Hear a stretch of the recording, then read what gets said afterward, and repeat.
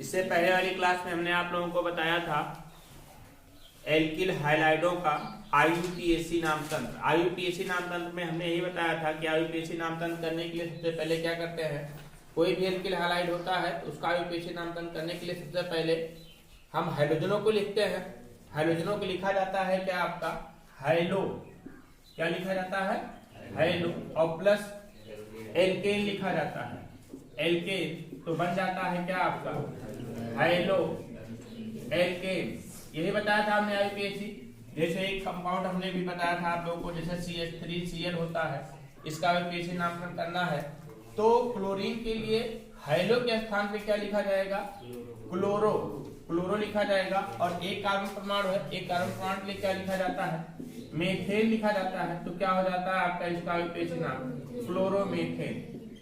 इस तरीके से करके हमने बहुत सारे उपकों का आईयूपीएसी नाम बता दिया था। बहुत सारे उपकों का एक एक और देख लीजिए, जैसे CH3 bond, CH2 bond, CH2 bond Br। यहाँ पर क्या होता है, यहाँ पर क्या होता है कि एक ब्रोमीन परमाणु जुड़ा हुआ है, और लेकिन कार्बन परमाणु की श्रृंखला जो है वो कितने, 3 कार्बन परमाणु की श्रृंखला होती है। और ब्रोमीन परमाणु के लिए हेलो के स्थान पे क्या लिखा जाएगा आपका क्लोरो लिखा जाएगा, सॉरी ब्रोमो लिखा जाएगा। क्या लिखा जाएगा, ब्रोमो लिखा जाएगा। और 3 कार्बन परमाणु के लिए क्या लिखा जाएगा, प्रोपेन, और बन जाएगा क्या आपका ब्रोमो प्रोपेन बन जाता है। इस तरीके से हमने आईयूपीएसी नाम आपको बता दिया था।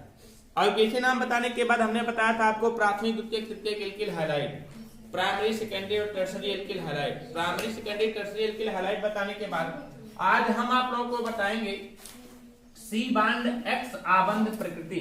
बहुत इंपॉर्टेंट टॉपिक है, ये अक्सर पूछा भी जाता है। C bond X आबंध, C bond X आबंध की प्रकृति, इसकी प्रकृति क्या होती है ये पहले तो जानिए। C बांड X आबंध है क्या, C बांड X आबंध होता क्या है, इसको विशेष तौर से जानिए। जैसे अभी हमने आप लोगों को बताया था CH3Cl बताया था ना, इसको हमने लिखा था क्या CH3Cl लिखा था। यहां पर अगर इसका हम विस्तार करते हैं, इस कार्बन परमाणु के साथ एक हाइड्रोजन, एक हाइड्रोजन, एक हाइड्रोजन, और इसके साथ क्या जुड़ जाए, क्लोरीन परमाणु जुड़ जाए।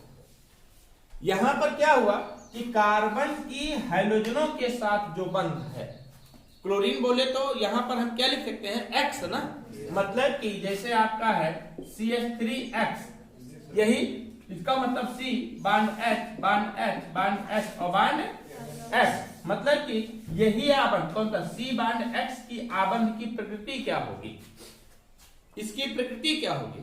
सबसे पहले तो निकालेंगे इस कार्बन परमाणु पर संकरण कौन सा होगा, संकरण कौन सा होगा। संकरण निकालने का ढंग हमने आप लोगों को बताया है कि संकरण कैसे निकालते हैं कि जिस परमाणु पर हमें संकरण निकालना होता है उस परमाणु पर काउंट कर लेते हैं कि कितना लोन पेयर है, कितना लोन पेयर है, और फिर उस लोन पेयर के बाद हमें निकालना पड़ता है कितना सिग्मा बंध है। दोनों को ऐड कर लेते हैं, और ऐड करने के बाद देखते हैं कि जो दोनों को ऐड करने के बाद आता है, ऐड करने के बाद जो आता है वो संकर ऑर्बिटलों की संख्या हो जाती है। संकर ऑर्बिटलों की संख्या हो जाती है। संकर ऑर्बिटल का मतलब क्या होता है, हाइब्रिड ऑर्बिटल की संख्या हो जाती है। देखिए कैसे जानते हैं, जैसे यहां पर देखिए कोई लोन पेयर है कोई लोन पेयर नहीं, लोन पेयर कितनी हो गए, 0 हो गए। सिग्मा बंधों की संख्या कितनी है, 4 है। सिग्मा बंधों की संख्या कितनी है, 4 है, तो +4 लिख देंगे, बराबर क्या हो जाएगा 4। यही 4 क्या हो जाएगा आपका संकर ऑर्बिटलों की संख्या। और 4 संकर ऑर्बिटल होता किसमें है, आपको पता होना चाहिए कि sp में संकर एक संकर होता है sp, इसमें संकर ऑर्बिटलों की संख्या 2, 1 और 1 मिला करके 2, 1 होता है कौन सा sp2, 2 और 1 3, और 1 होता है क्या आपका sp3। संकर ऑर्बिटलों की संख्या 3 और 1 4। अब यही संकर ऑर्बिटलों की संख्या जितनी आती है वही इस कार्बन परमाणु पर क्या हो जाता है, संकरण हो जाता है। एलिमेंट में बताया गया है। इस तरीके से संकरण तो कई होते हैं, लेकिन आपको यहीं तक जानना है भी। तो यहाँ पर देखिए कौन सा संकरण हो जाएगा आपका, फिर 4 संकर ऑर्बिटल किसमें होते हैं, sp3 में, मतलब इस कार्बन परमाणु पर संकरण क्या हो जाएगा आपका sp3 संकरण हो जाएगा। कौन सा संकरण हो जाएगा, sp3 संकरण हो जाएगा। इसी तरीके से इस कार्बन परमाणु पर देखिए इस कार्बन परमाणु पर सिग्मा बंधों की संख्या कितनी होगी? 4 होगी। 4 सिग्मा बंध, लोन पेयर 0, 4 सिग्मा बंध बराबर शर्करा एटमों की संख्या 4, संकरण कौन सा होगा आपका? sp3 होगा। इस तरीके से हम कह सकते हैं कोई भी सी बॉन्ड आबंध जुड़ता है यहाँ पर किसके साथ? हाइड्रो एल्केनो में। हाइड्रो एल्केनो में अगर कार्बन बॉन्ड हाइड्रोजन जुड़ता है तो इस कार्बन पर कौन सा संकरण होता है? sp3 संकरण होता है। और जहां पर sp3 संकरण होता है वो एल्किल हाइलाइड बहुत ही अभिक्रियाशील होते हैं। क्या होते हैं? अभिक्रियाशील होते हैं, बहुत तेजी के साथ अभिक्रिया करते हैं और एल्किल हाइलाइड नाभिक स्नेही प्रतिस्थापन अभिक्रिया प्रदर्शित करते हैं। अब सोचिए नया शब्द आ गया आप लोगों के लिए कि नाभिक स्नेही प्रतिस्थापन अभिक्रिया किसे कहेंगे? मतलब कि इस हाइड्रोजन परमाणुओं का प्रतिस्थापन होगा। हाइड्रोजन परमाणुओं का क्या होगा? प्रतिस्थापन होगा। और किसके द्वारा प्रतिस्थापन होगा? नाभिक स्नेही प्रतिस्थापी द्वारा। और नाभिक स्नेही वही होंगे जिस पर या तो लोन पेयर की अधिकता होगी या तो उस पर क्या होगा? नेगेटिव चार्ज होगा। नेगेटिव चार्ज होगा तभी वो नाभिक स्नेही प्रतिस्थापन क्रिया प्रदर्शित करेंगे। देखिए ऐसा नाभिक स्नेही प्रतिस्थापन क्रिया क्यों होता है? क्योंकि संकरण कौन सा होता है इस पर? sp3 संकरण होने के कारण हाइड्रोजन परमाणु बहुत सक्रिय होता है। बहुत सक्रिय होने के कारण यहाँ से नाभिक स्नेही प्रतिस्थापी द्वारा क्या कर दिया जाता है? विस्थापित कर दिया जाता है। विस्थापित कैसे करेगा? जैसे देख लीजिए आपका विस्थापित कैसे करेगा, जैसे देखिए आपका यहाँ पर RX की बात करते हैं, R बॉन्ड X, RX होता है एल्किल हाइलाइड। अब नाभिक स्नेही के द्वारा प्रतिस्थापन इसका होना है, नाभिक स्नेही के द्वारा इसका प्रतिस्थापन होना है तो Y लोन पेयर और इस पर नेगेटिव, ये नाभिक स्नेही होता है बेटा। क्या होता है? ये नाभिक स्नेही होता है। और नाभिक स्नेही होने के कारण ये क्या करता है? Y के द्वारा X का क्या कर दिया जाता है? यहाँ से विस्थापन कर दिया जाता है। और जब विस्थापन कर दिया जाता है बन जाता है R बॉन्ड Y और प्लस X नेगेटिव प्राप्त होता है। समझ पाए कि नहीं? X के पास एक लोन पेयर हो जाता है। तो इसी को यही क्या है? सी बंध आबंध की प्रकृति है। मतलब हम बताएंगे आपको सी बंध आबंध की प्रकृति में कि जब हाइड्रोजन परमाणु हाइड्रो एल्केनो में कार्बन परमाणु के साथ जुड़ा होता है, जब हाइड्रोजन परमाणु हाइड्रो एल्केनो में कार्बन परमाणु के साथ जुड़ा होता है तो उस कार्बन परमाणु पर कौन सा संकरण होता है? sp3 संकरण होता है। और sp3 संकरण होने के कारण ये बहुत ही क्रियाशील होता है और इतना क्रियाशील होता है कि नाभिक स्नेही प्रतिस्थापी समूहों द्वारा ये हाइड्रोजन परमाणु को आसानी से विस्थापित कर दिया जाता है। अर्थात हाइड्रोजन परमाणु ज्यादा से ज्यादा जो अभिक्रियाएं प्रदर्शित करेगा वो कौन सी अभिक्रिया प्रदर्शित करेगा? नाभिक स्नेही प्रतिस्थापन अभिक्रिया प्रदर्शित करता है। समझ गए कि नहीं? समझ गए कि नहीं? ये इंपॉर्टेंट है, ये पूछा जाता है। ये पूछा जाता है सी बॉन्ड आबंध की सी बॉन्ड X की आबंध प्रकृति क्या होगी? तो आप लोग यही बताएंगे सी बॉन्ड X की आबंध की प्रकृति यही होगी कि सी बॉन्ड X में जब हाइड्रोजन परमाणु हाइड्रो एल्केनो में जब हाइड्रोजन परमाणु कार्बन परमाणु के साथ जुड़ता है तो जिस कार्बन परमाणु के पास जुड़ता है उस कार्बन परमाणु पर कौन सा संकरण होता है? sp3 संकरण होता है। sp3 संकरण होने के कारण नाभिक स्नेही प्रतिस्थापी अभिक्रिया प्रदर्शित करता है। और यहाँ पर नाभिक स्नेही प्रतिस्थापी अभिक्रिया प्रदर्शित करने के कारण किसी नाभिक स्नेही प्रतिस्थापी यौगिकों के द्वारा या समूहों के द्वारा यहाँ से X का क्या कर दिया जाता है? विस्थापन कर दिया जाता है। समझ गए ना? तो लिखिए इसी पॉइंट को, लिखिए एल्किल हाइलाइडों में जब हाइड्रोजन परमाणु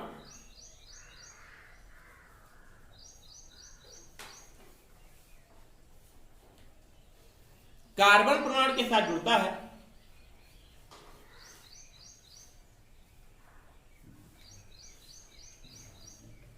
तो उस कार्बन परमाणु पर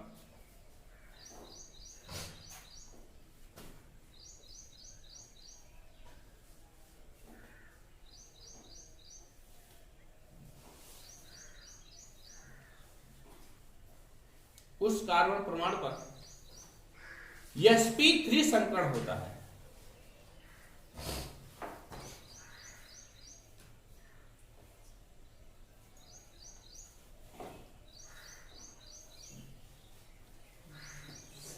एल्किल हैलाइड RX में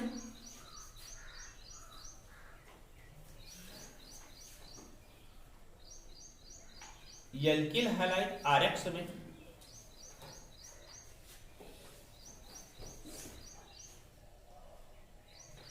हाइड्रोजन X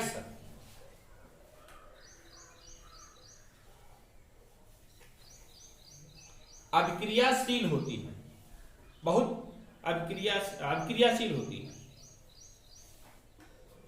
अभिक्रियाशील होती है, जिससे एल्किल हैलाइड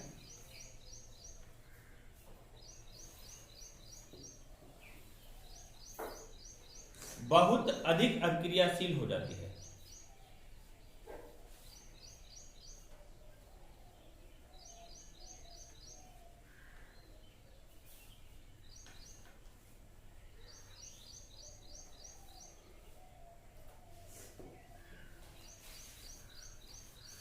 अभिक्रियाशील हो जाती है।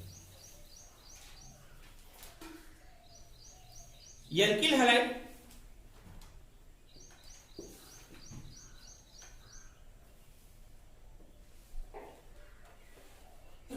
प्रतिस्थापन अभिक्रिया प्रदर्शित करते हैं।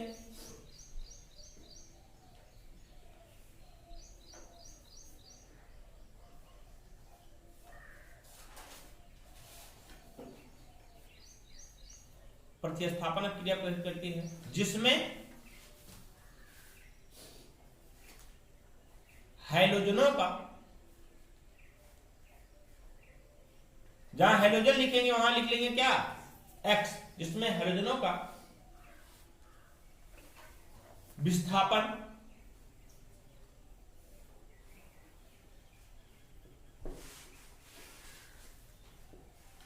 नाभिक स्नेही Y द्वारा होता है।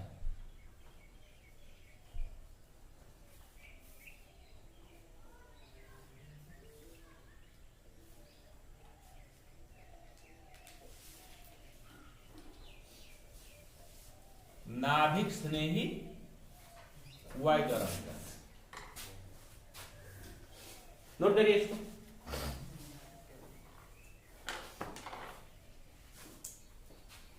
आगे पढ़ते हैं हम। एल्केनिल हाइलाइडों में C बांड X की आबंध प्रकृति,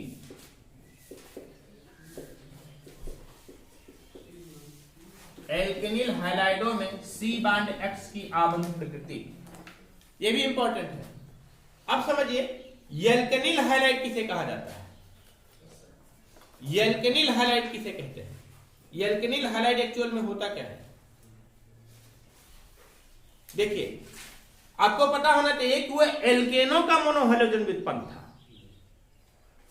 वो एल्केनों का मोनोहैलोजन भी उत्पन्न था। एल्केन बोले तो वो था किसका, CH4 के द्वारा यहां पर हाइड्रोजन का विस्थापन कर दिया गया था, किसके द्वारा, क्लोरीन के द्वारा।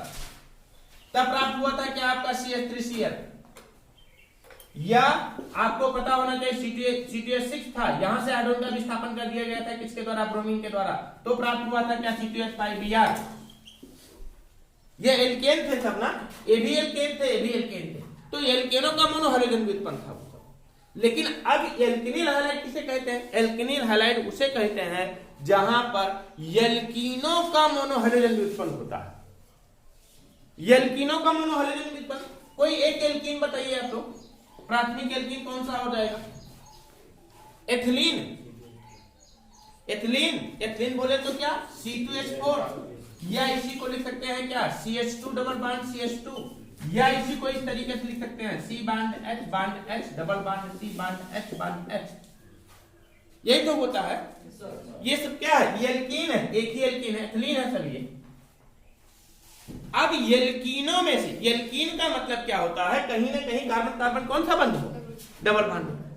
अब एल्कीनों में से जब हाइड्रोजन परमाणु का विस्थापन हैलोजनों के द्वारा कर दिया जाएगा तो उसे बोलेंगे क्या हम, एल्केनिल हाइलाइड बोलेंगे। क्या बोलेंगे, एल्केनिल हाइलाइड। जैसे यहां पर क्या है आपका, यहां पर है क्या आपका, देखिए H बांड C, यही तो है, H bond C double bond C bond H bond H bond H, यही तो है ना। यहां पर कार्बन कार्बन के बीच क्या आ गया है, डबल बांड आ गया है, अर्थात एल्कीन श्रेणी का सदस्य है। अब एल्कीन श्रेणी का सदस्य होने के नाते यहां से किसका विस्थापन कर दिया जाए, हाइड्रोजन का विस्थापन कर दिया जाए, किसके द्वारा, हाइड्रोजनों के द्वारा। हाइड्रोजन परमाणु का विस्थापन किसके द्वारा कर दिया जाए, हाइड्रोजनों के द्वारा। तो आपका प्राप्त क्या हो जाएगा, H bond C bond H double bond C bond H bond X। होगा कि नहीं होगा? मतलब कि यहां पर जिस कार्बन परमाणु के सी बांध आबंध X की आबंध प्रकृति की जानकारी हम चाह रहे हैं, जिस कार्बन परमाणु का सी बांध X की आबंध प्रकृति की जानकारी हम चाह रहे हैं, उस कार्बन परमाणु पर एक डबल बांड भी उपस्थित हो गया है। यही तो हो गया है। या सी बांध X की आबंध प्रकृति जान रहे हैं, किसके? एल्केनिल हैलाइडों की जान रहे हैं। तो यहां पर देख रहे हैं कि जिस कार्बन परमाणु पर हाइड्रोजन परमाणु जुड़ा हुआ है, उस कार्बन परमाणु पर एक बांड क्या आ गया है? डबल बांड आ गया है। तो इसकी प्रकृति बदल जाएगी। क्यों बदल जाएगी? क्योंकि इसका संकरण का ढंग बदल जाएगा। कैसे संकरण का ढंग बदल जाएगा? हमने कहा है कि कार्बन परमाणु पर सिर्फ सिग्मा बांड काउंट करते हैं और लोन पेयर काउंट करते हैं, ना कि पाई बांड काउंट करते हैं। आपको पता होना चाहिए कि जब डबल बांड होता है तो उसमें एक सिग्मा और एक पाई होता है, और ट्रिपल बांड होता है तो 2 पाई और 1 सिग्मा होता है कि नहीं होता है? तो देखिए यहां पर ध्यान से, ये तो हो जाएगा आपका सिग्मा बंध, ये तो हो जाएगा क्या आपका पाई बंध, ये बंध कौन सा हो जाएगा आपका सिग्मा बंध, ये बंध कौन सा हो जाएगा सिग्मा बंध हो जाएगा ना। अब इस कार्बन परमाणु पर सिग्मा बंधों की संख्या टोटल कितनी हो गई? 3 हो गई। तो सिग्मा बंधों की संख्या 3 और लोन पेयर 0 बराबर 3, मतलब संकर ऑर्बिटलों की संख्या कितनी? 3। संकरण कौन सा हो जाएगा आपका? sp2 हो जाएगा। मतलब कि यहां से क्या स्पष्ट आया, क्या निकल कर आया कि एल्केनिल हैलाइडों में कार्बन परमाणु पर, जिस कार्बन परमाणु पर हाइड्रोजन परमाणु जुड़ा होता है, उस कार्बन परमाणु पर संकरण कौन सा होता है? sp2 संकरण होता है। और जहां पर बेटा sp2 संकरण हो जाता है, वो अनअभिक्रियाशील हो जाती है। इसलिए एल्किल हाइलाइडों की अपेक्षा एल्केनिल हाइलाइड क्या होते हैं? कम क्रियाशील होते हैं। या ये कह सकते हैं कि एल्केनिल हाइलाइड की अपेक्षा एल्किल हाइलाइड क्या होते हैं? अधिक क्रियाशील होते हैं, क्योंकि उस पर संकरण कौन सा था? sp3 था, और इस पर संकरण कौन सा है? sp2 संकरण। और sp2 संकरण होने के कारण ये निष्क्रिय हो जाता है। निष्क्रिय होने के कारण इतना तेजी से क्रिया नहीं करता, अर्थात इसका प्रतिस्थापन हम आसानी से नहीं कर सकते हैं। इस हाइड्रोजन परमाणु का प्रतिस्थापन आसानी से नहीं कर सकते हैं। इसलिए क्या हो जाता है? पूरा कंपाउंड क्या हो जाता है? पूरा यौगिक क्या हो जाता है? अनअभिक्रियाशील हो जाता है। अब समझ गए ना? एल्केनिल हैलाइडों पर सी बांड X की आबंध प्रकृति, ये भी इंपॉर्टेंट है। पूछता है एल्केनिल हैलाइडों पर सी बांड X की आबंध प्रकृति बताइए। तो लिखोगे क्या? यही लिखोगे, क्योंकि जिस एल्केनिल हैलाइडों में जिस कार्बन परमाणु से हाइड्रोजन परमाणु जुड़ा होता है, उस कार्बन परमाणु पर एक डबल बांड होता है, और डबल बांड होने के कारण उसका संकरण का ढंग क्या हो जाता है? sp2 हो जाता है। और sp2 संकरण का ढंग होने के कारण यहां से हाइड्रोजन परमाणु का विस्थापन करना संभव हो जाता है, आसानी से विस्थापित नहीं होता है। इसलिए क्या हो जाते हैं? अनअभिक्रियाशील। समझ गए कि नहीं? तो लिखिए इसी पॉइंट, एल्केनिल हैलाइडों में सी बांड X की आबंध प्रकृति लिखे हैं। लिखे, जब हाइड्रोजन परमाणु एल्केनिल हैलाइडों में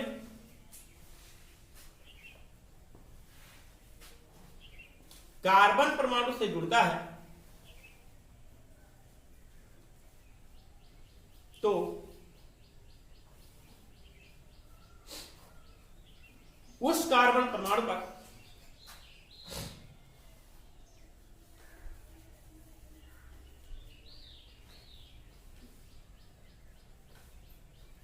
डबल बांड होने के कारण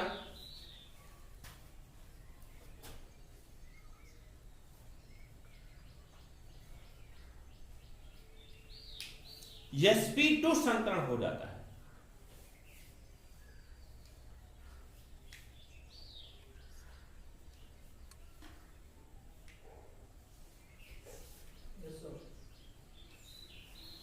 sp2 संकरण की उपस्थिति के कारण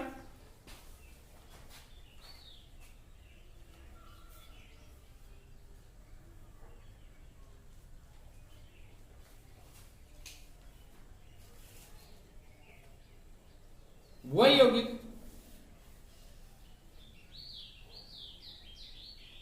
अनअभिक्रियाशील होते हैं।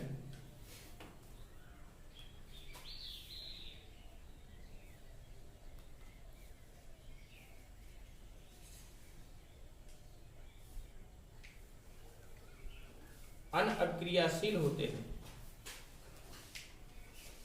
sp2 संकलित कार्बन से जुड़ी हैलोजनें, sp2 संकरित कार्बन से जुड़ी हैलोजनें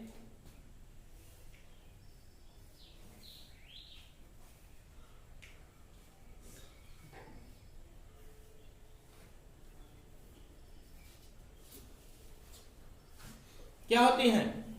निष्क्रिय होती हैं।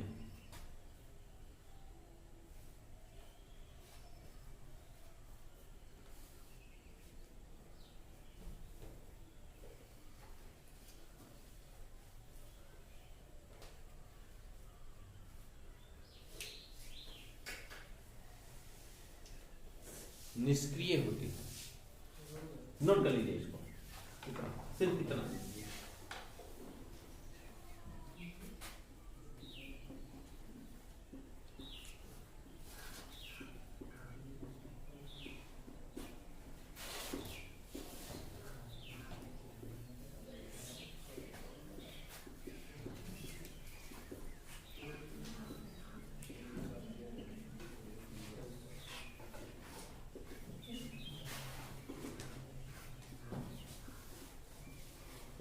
एल्किल हैलाइडों को बनाते कैसे हैं? कई विधियां हैं। सबसे पहला, एल्केनों के हैलोजनीकरण द्वारा। हैलोजनीकरण का मतलब किसके साथ अपक्रिया होगी? हैलोजनों के साथ अपक्रिया होगी। किसकी हैलोजनों के साथ अपक्रिया होगी? एल्केनों के साथ। एल्केनों के हैलोजनीकरण द्वारा। एल्केनों के हैलोजनीकरण से क्या प्राप्त करते हैं हम? एल्किल हैलाइड प्राप्त करते हैं। हैलोजनीकरण की प्रक्रिया होगी कैसे? जैसे आपको पता होना चाहिए, एक मीथेन होता है, इसकी अपक्रिया क्लोरीन के साथ करा दें। मीथेन की अपक्रिया क्लोरीन के साथ करा दें। ध्यान रखिए, तेज प्रकाश हो या उच्च ताप हो। तेज प्रकाश या उच्च ताप पर क्या होगा? मीथेन में से एक हाइड्रोजन परमाणु का विस्थापन हो जाएगा। किसके द्वारा? एक क्लोरीन परमाणु। क्लोरीन के परमाणु की संख्या 2 है ना यहाँ पर। एक क्लोरीन परमाणु के द्वारा मीथेन में से एक हाइड्रोजन विस्थापित हो जाएगा और प्राप्त क्या हो जाएगा यहाँ पर? CH3। उस हाइड्रोजन का स्थान क्लोरीन ले लेगा, CH3Cl और प्राप्त हो जाएगा HCl। ये क्या है आपका? क्लोरोमीथेन या मेथिल क्लोराइड। प्राप्त हुआ कि नहीं? मिश्रण में अधिक क्लोरीन भेजते रहें, इसी मिश्रण में क्लोरीन की मात्रा अधिक करते रहें तो अभिक्रिया अनवरत होती रहेगी और अनवरत होने के कारण क्या हो जाएगा? मोनो हाइड्रोजन व्युत्पन्न, डाई हाइड्रोजन व्युत्पन्न, ट्राई हाइड्रोजन व्युत्पन्न और टेट्रा हाइड्रोजन व्युत्पन्न का निर्माण होगा। किस तरीके से? किस तरीके से? देखिए, जैसे CH4 है, क्लोरीन के साथ अभिक्रिया कराते हैं तेज प्रकाश में या उच्च ताप पर, तो क्लोरीन के द्वारा एक हाइड्रोजन परमाणु का विस्थापन हो जाएगा और प्राप्त क्या हो जाएगा? यहाँ से CH3Cl निकलेगा, एक हाइड्रोजन और एक क्लोरीन। भाई यहाँ से हाइड्रोजन निकल जाएगा और यहाँ से क्लोरीन मिलकर के क्या निकाल देगा? HCl। पुनः इसका हम क्लोरीनीकरण करा देंगे, क्लोरीन भेज करके पुनः क्लोरीनीकरण करा देंगे तो क्लोरीन के एक परमाणु के द्वारा दूसरा हाइड्रोजन यहाँ से हट जाएगा, दूसरा हाइड्रोजन परमाणु यहां से निकल जाएगा और दूसरा हाइड्रोजन परमाणु एक दूसरे क्लोरीन परमाणु के साथ निकाल देगा क्या? HCl और इसके साथ बन जाएगा क्या आपका? CH2Cl। फिर हम क्लोरीनीकरण इसका करा दें Cl2 के द्वारा, तो फिर क्या होगा? तीसरा हाइड्रोजन परमाणु यहां से निकल जाएगा, तीसरा हाइड्रोजन परमाणु यहां से निकल जाएगा और जब तीसरा हाइड्रोजन परमाणु निकल जाएगा तो एक क्लोरीन जाकर के और जुड़ जाएगा और बचेगा इस पर क्या? CH बचेगा, CHCl3 बचेगा और निकल जाएगा क्या आपका? HCl। फिर क्लोरीनीकरण करा देंगे एक बार Cl2 के द्वारा प्लस Cl2 और यहां से क्लोरीन के द्वारा तीसरा वाला हाइड्रोजन भी निकल जाएगा और चौथा हाइड्रोजन निकल रहा है, ये चौथा वाला हाइड्रोजन निकल जाएगा और बना लेगा क्या आपका? HCl और बन जाएगा क्या? C। एक क्लोरीन जाकर किसके साथ जुड़ जाएगा ना? CCl4, carbon tetrachloride. इसका नाम होता है क्या? Carbon tetrachloride. ये क्या है आपका? जनरल नाम क्लोरोफॉर्म। ये को क्या हो जाएगा? डाइक्लोरोमेथेन। ये क्या हो जाएगा? क्लोरोमेथेन। क्लोरोमेथेन ये होगा क्लोरोमेथेन, ये होगा क्या आपका? डाइक्लोरोमेथेन। ये होगा क्लोरोफॉर्म या ट्राइक्लोरोमेथेन। क्लोरोफॉर्म या ट्राइक्लोरोमेथेन, इसको बोलेंगे क्या? Carbon tetrachloride. कार्बन टेट्राक्लोराइड की प्राप्ति होगी। लेकिन ध्यान रखिए यह क्रिया तब होगी जब क्लोरीन की क्या होगी, अधिकता होगी, क्लोरीन की अधिकता में यह क्रिया होगी। समझ गए ना? तो एल्केनो से हम कैसे प्राप्त करते हैं, एल्केनो के हैलोजनीकरण द्वारा। ये एल्केनो की क्रिया किसके द्वारा करा देते हैं, हैलोजनों के साथ करा देते हैं, जिसके कारण उसका हैलोजनीकरण होता है। ध्यान दीजिएगा प्रकाश उच्च होना चाहिए, तेज प्रकाश होना चाहिए, और ताप भी या तो ताप उच्च हो या तो प्रकाश की अधिक मात्रा होनी चाहिए। तो लिखिए एल्केनो के हैलोजनीकरण द्वारा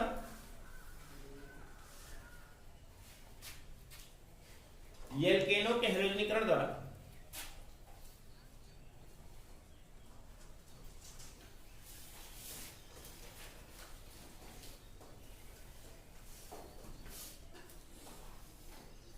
एल्किल हैलाइडों की प्राप्ति होती है।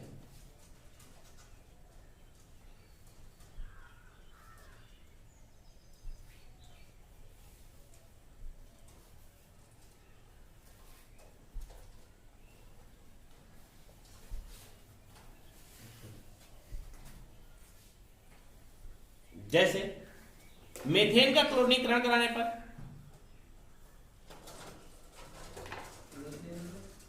क्लोरीनीकरण कराने पर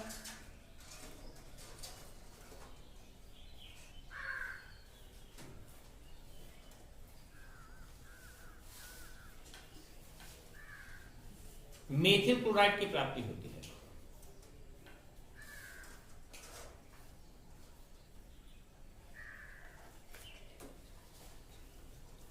मेथिल क्लोराइड की प्राप्ति होती है।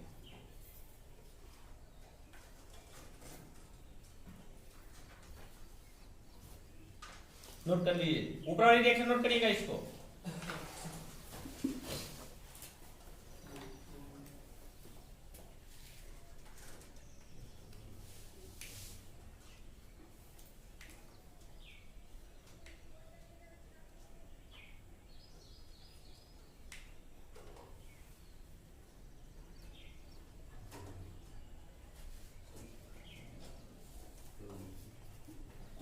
नोट किए, स्टार लगाइए। फिर देखिए मिश्रण में अधिक क्लोरीन प्रवाहित करने पर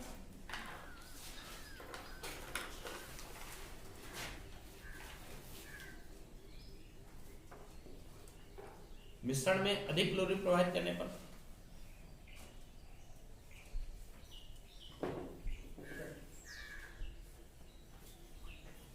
क्लोरोमेथेनो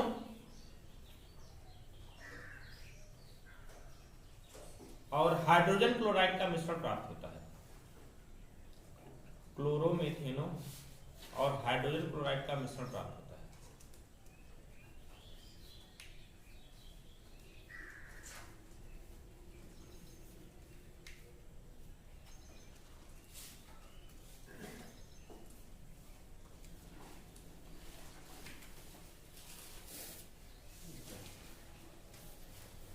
नोट कर लीजिए इसको, ये वाला इसको नोट कर लीजिए सर।